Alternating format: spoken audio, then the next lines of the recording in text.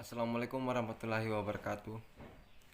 Perkenalkan, nama saya Rizwan, NIM 200209501046 dari kelas PTIKE.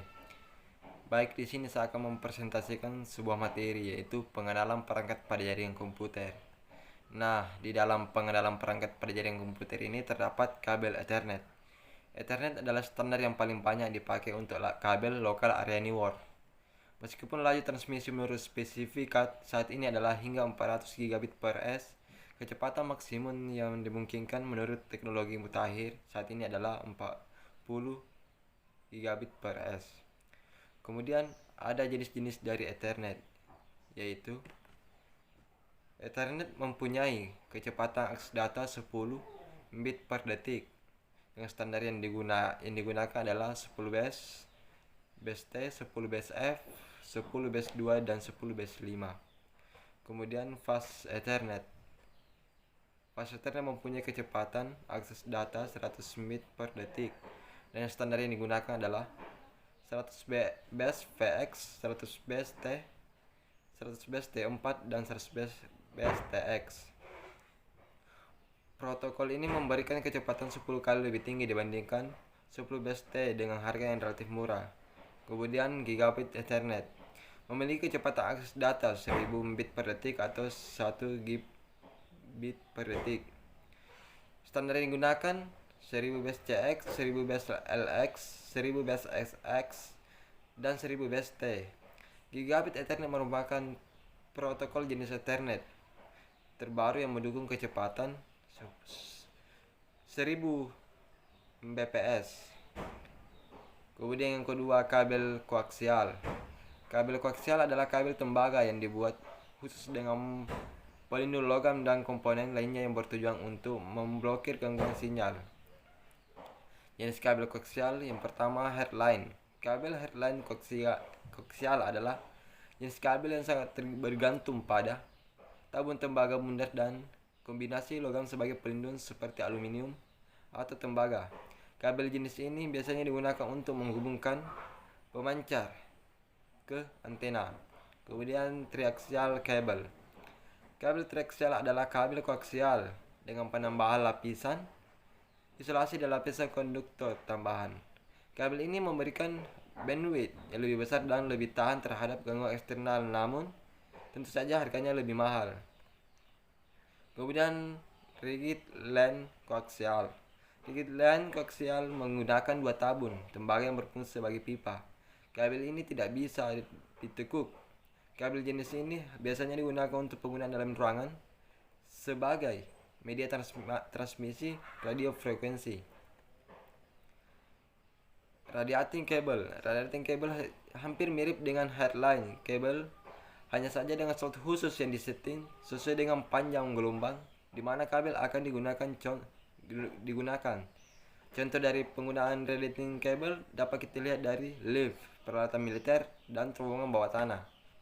Contoh penggunaan kabel koaksial. Yang pertama, kabel antena TV, LAN, kabel pemancar, kabel pada lift atau terowongan bawah tanah dan peralatan militer, kabel koneksi antara hardware pada stasiun TV atau radio. Kemudian yang ketiga, kabel fiber optik. Fiber optik adalah suatu jenis kabel yang terbuat dari kaca atau plastik yang sangat halus dan digunakan sebagai media transmisi karena dapat mentransmisikan sinyal cahaya dari suatu lokasi ke lokasi lainnya dengan kecepatan tinggi. Jenis-jenis kabel fiber optik ada dua. Yang pertama, fiber optik single mode. Kabel fiber optik single mode yaitu kabel jaringan yang memiliki transmisi tunggal sehingga hanya bisa menyebarkan cahayanya melalui satu inti dalam suatu waktu. Kemudian yang kedua, fiber optik multimode. Kabel fiber optik multimode merupakan kabel yang dapat mentransmisikan banyak cahaya dalam waktu bersamaan karena memiliki ukuran inti besar yang memiliki diameter sekitar 625 mikrometer. Tipe kabel fiber optik adalah tag buffer, breakout cable, aerial cable atau self supporting, kemudian hybrid dan compressed, kemudian armor cable, kemudian low smoke zero halogen, kemudian simplex cable, kemudian yang terakhir core cable. Kemudian yang keempat, modem. Modem merupakan sebuah perangkat keras yang berfungsi untuk komunikasi dua arah yang merubah sinyal digital menjadi sinyal analog, atau sebaliknya untuk mengirimkan pesan atau data ke alamat yang dituju. Jenis-jenis modem. Yang pertama, modem eksternal. Modem eksternal adalah sebuah alat yang digunakan untuk komputer agar dapat mengakses internet, di mana data yang berasal dari komputer yang berbentuk sinyal digital akan diubah menjadi sinyal analog. Sehingga jika modem menerima data yang berupa sinyal analog, akan diubah menjadi sinyal digital, kemudian akan diproses lebih lanjut oleh komputer. Sinyal analog ini dapat dikirimkan menggunakan media telekomunikasi seperti telepon dan radio. Kemudian mode internal. Jika data tersebut sudah tiba pada modem yang dituju, kemudian sinyal analog ini akan diubah kembali menjadi sinyal digital dan langsung dikirimkan ke komputer. Kemudian modem GSM. Modem GSM adalah jenis modem yang menggunakan telepon seluler sebagai media sistem untuk transfer data. Modem GSM biasanya didukung dengan menggunakan kartu koneksi yang mendukung provider yang memiliki sifat GSM. Selanjutnya model ISDN. Modem ISDN berasal dari singkatan Integrated Service Digital Network. Adalah sebuah sistem telekomunikasi yang terdapat dalam layanan berupa data, suara, atau gambar yang kemudian akan diintegrasikan ke dalam suatu jaringan, di mana jaringan ini menyediakan konektivitas digital dari ujung ke ujung untuk menunjang ruang lingkup pelayanan yang luas. Kemudian modem analog. Seperti namanya, fungsi dari modem analog ini adalah sebagai alat untuk membentuk sinyal analog kemudian diubah menjadi sinyal digital. Kemudian modem ADSL. Modem ADS berasal dari singkatan Asymmetric Digital Subscribe Line, merupakan alat untuk mengakses internet dan menggunakan telepon analog secara bersamaan, di mana cara penggunaannya dibantu menggunakan alat penghubung yang disebut splitter. Fungsi splitter pada ADSL adalah untuk menghilangkan gangguan sehingga hasilnya dapat berjalan secara bersamaan, yakni dapat menggunakan internet dan juga dapat menggunakan telepon biasa tapi tidak saling bertabrakan. Kemudian modem kabel. Modem kabel adalah jenis modem yang digunakan untuk menerima data secara langsung dari suatu penyedia layanan melalui TV kabel. Kemudian yang kelima, hub. Hub merupakan perangkat jaringan yang mengirimkan paket data ke semua port yang terhubung ke hub hingga paket data tersebut sampai pada tujuan. Fungsi hub memiliki fungsi agar suatu perangkat dapat saling terhubung satu sama lain dan sekaligus juga dapat berbagi mengenai berbagai macam informasi seperti dokumen dan file. Dengan demikian, komputer yang terhubung dengan hub biasa saling bertukar data. Biasanya hub ini menggunakan sistem jaringan LAN kecil yang hanya memiliki kompleksitas jaringan yang tidak terlalu tinggi. Secara umum, hub dibedakan menjadi 3 jenis antara lain. Passive hub adalah hub yang mempunyai kemampuan untuk menerima dan mengirimkan data dan satu perangkat ke perangkat lain yang terhubung dengan hub. Kemudian active hub adalah hub yang menerima data dari perangkat yang terhubung dengan hub ini, lalu kemudian mampu untuk memperoleh keamanan data sebelum dikirimkan ke perangkat lain yang baru terhubung pada hub tersebut. Kemudian yang terakhir, yang ketiga, intelligent hub, yakni adalah hub yang dilengkapi dengan fungsi-fungsi tambahan yang berguna sehingga dan itu dapat melakukan pengaturan dan pemeriksaan terhadap arus pergerakan data yang terjadi pada hub tersebut. Kemudian yang keenam, switch. Switch merupakan perangkat jaringan yang mendistribusikan paket data langsung sampai tujuan antar komputer dalam jaringan serta memiliki fungsi untuk mengenali topologi jaringan pada banyak layer OC atau distribution. Jenis-jenis switch berdasarkan model OC, Open System Interconnection Switch, dapat dibedakan menjadi 2 jenis. Adapun penjelasan mengenai jenis-jenis switch adalah sebagai berikut.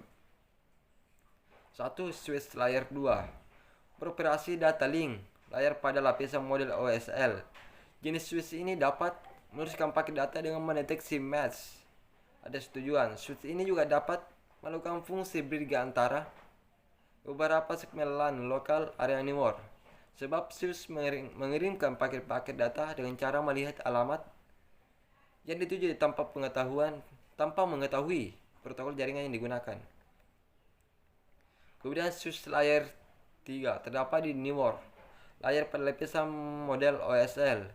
Jenis switch ini dapat meneruskan paket data dengan menggunakan alamat IP suatu perangkat. Switch ini disebut juga dengan switch routine atau switch multilayer. Kemudian ada cara kerja switch. Pada dasarnya cara kerja switch ini mirip seperti hub. Yang membedakan keduanya adalah kemampuan switch yang lebih baik. Keduanya adalah kemampuan switch yang lebih baik dan efisien dalam pertukaran data, memproses dan mengirim data. Pada praktiknya, switch akan menerima data dari perangkap lainnya yang terkoneksi dengannya. Lalu switch mendeteksi dan mencocokkan alamat MAC address perangkat yang tuju dengan data tabel yang dimilikinya. Selanjutnya, switch akan membuat suatu logika koneksi dengan port yang terhubung dengan perangkat tujuan. Dengan begitu, data yang dikirimkan hanya akan menerima oleh port yang dituju, sedangkan port lainnya tidak dapat menerima data tersebut, sehingga mengurangi potensi terjadinya tabrakan data. Kemudian yang ketujuh, router. Router adalah sebuah alat untuk mengirimkan paket data melalui jaringan atau internet untuk dapat menuju tujuannya. Proses tersebut dinamakan routing. Kemudian ada jenis-jenis router. Adapun jenis-jenis router adalah sebagai berikut. Berdasarkan pengaplikasiannya, router aplikasi yaitu suatu aplikasi yang dapat diinstal oleh user pada sistem operasi komputer sehingga sistem operasi komputer tersebut dapat bekerja layaknya router. Beberapa aplikasi diantaranya adalah Winget, WinProxy, WinRoute, Spiget.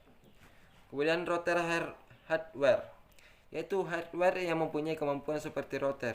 Dengan kemampuan tersebut, hardware ini dapat digunakan untuk membagi alamat IP atau IP address, membagi jaringan internet di suatu wilayah.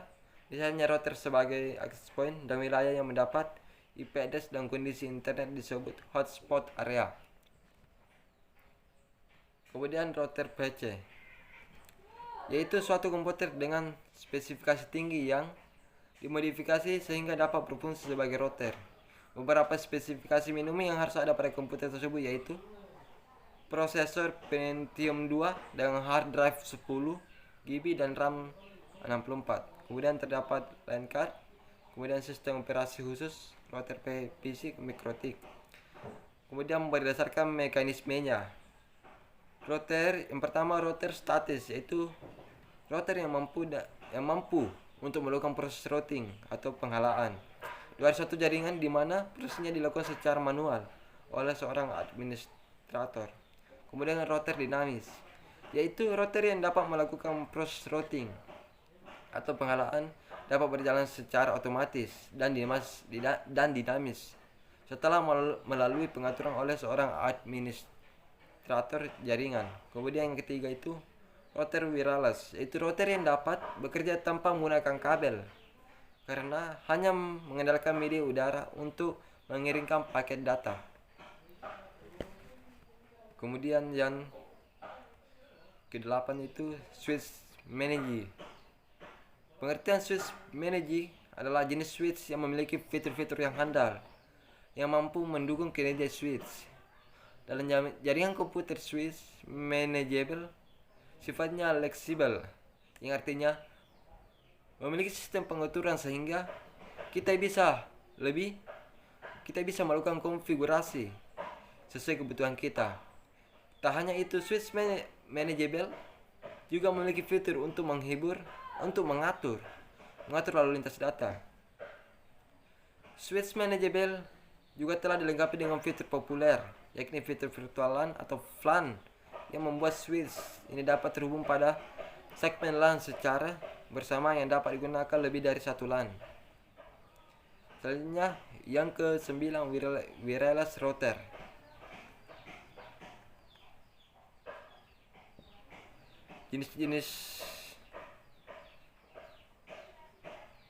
Jenis-jenis router adalah router aplikasi. Router jenis ini adalah sebuah aplikasi yang bisa diinstal pada sistem operasi komputer, sehingga sistem operasi komputer tersebut dapat bekerja seperti misalnya aplikasi Winget, Winproxy, Winroute, Spigit, dan lain-lain. Kemudian router hardware. Router hardware adalah sebuah hardware yang memiliki kemampuan seperti router. Maka dengan hardware tersebut Anda dapat membagi IP address. Router hardware dapat digunakan untuk membagi jaringan internet pada suatu wilayah. Kemudian router PC. Router PC adalah sebuah komputer yang dimodifikasi sedemikian rupa sehingga dapat digunakan sebagai router. Untuk membuat sebuah router PC tidak harus menggunakan komputer dengan spesifikasi yang tinggi. Komputer dengan proses Pentium 2, hard drive 10 GB dan RAM 64 serta telah tersedia LAN card sudah bisa digunakan sebagai router PC. Kemudian cara kerja.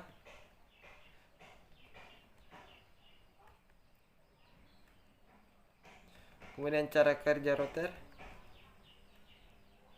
Router memiliki kabel rutin yang berisikan informasi alamat tujuan, jarak menuju network tujuan yang diistilahkan dengan metrik, dan juga interface yang terhubung dengan network tujuan dalam network tujuan. Dalam tabel rutin terdapat static route dan dynamic route, yaitu static route adalah proses pengisian tabel routing yang dilakukan secara manual oleh administrator. Dynamic route adalah proses pengisian tabel routing yang dikelola oleh routing protokol. Beberapa protokol yang bisa digunakan adalah RIP, IGRP, OSPF, BGP, dan lain-lain. Kemudian yang ke-10, wireless access point. Wireless access point yang juga dikenal sebagai access point adalah perangkat keras yang digunakan dalam jaringan area lokal nirkabel untuk mengirim dan menerima data. Tipe access point. Yang pertama, access point mode. Perangkat ini berfungsi untuk mengirimkan sambungan kabel ke nirkabel, mempunyai kinerja menyerupai switch, letaknya ada di belakang router. Kemudian repeater mode. Alat ini dipakai untuk menambah jangkauan nirkabel dengan SSID atau Services Identifier dan keamanan yang serupa. Alat ini dipakai untuk memperkuat sinyal pada tempat-tempat yang sudah memiliki jaringan wireless tapi pemancaran sinyal kurang merata. Kemudian bridge mode. Cara kerja dari bridge mode ini dengan membuat dua jaringan individu dalam suatu internet untuk dua grup. Bridge mode ini menggunakan jaringan nirkabel dan menyebarnya dengan menggunakan SSID serta password yang sama. Kemudian client mode. Client mode banyak digunakan pada smart TV, media player, konsol game, dan perangkat lain yang hanya memiliki yang hanya memiliki port Ethernet. Kemudian wireless router mode. Dengan mode ini kita dapat berbagi satu koneksi internet kabel ke beberapa klien. Pada mode ini hanya ada satu port WAN wide area network yang mendukung beberapa jenis koneksi. Kemudian AP client router mode. AP client ini memungkinkan Anda akan terhubung ke jaringan nirkabel dan berbagai koneksi yang lain. Kemudian ada pun cara kerja access point.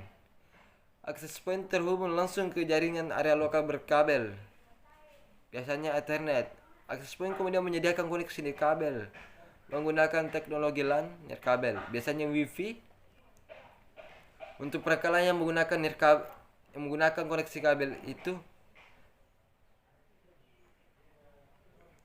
access point mendukung koneksi beberapa perangkat nirkabel melalui satu koneksi kabelnya. Access point bekerja saat pada perangkat yang mencoba mengakses jaringan. Biasanya pada layar smartphone akan muncul tampilan yang berisi permintaan pengisian sandi pengesahan sandi.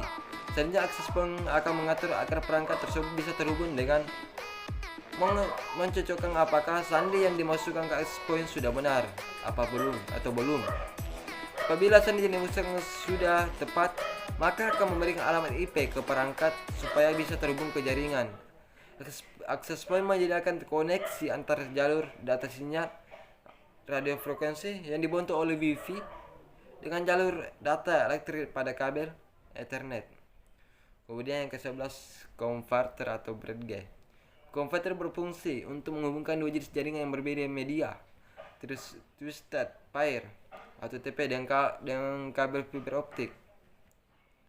Cara menggunakan media converter fiber optik yaitu media converter fiber optik sekarang digunakan secara luas di semua jenis industri dan sektor, menyediakan konektivitas fiber tembaga untuk pengawasan keamanan, pertahanan pemerintah dan perusahaan dan kampus. Dengan footprint kecil, klasisnya konverter media ideal untuk desktop, lemari kawat, dan instalasi pada pusat data. Konverter media memiliki lingkungan aplikasi yang berbeda, tetapi metode pemasangan kabel pada dasarnya sama. Kemudian yang ke-12, server dan workstation. Workstation merupakan komputer yang khusus dirancang untuk tujuan ilmiah maupun teknis. Biasanya komputer desktop atau PC tak cocok digunakan untuk tugas teknis. Oleh sebab itu, perangkat yang memiliki spesifikasi jauh lebih baik tersebut disebut sebagai workstation. Workstation bisa dalam bentuk terminal komputer, mainframe ataupun PC yang memang sudah terhubung ke dalam jaringan. Organisasi seperti halnya Silicon Graphics Komputer, Apollo, HP, Dell, dan juga IBM memproduksi komputer workstation.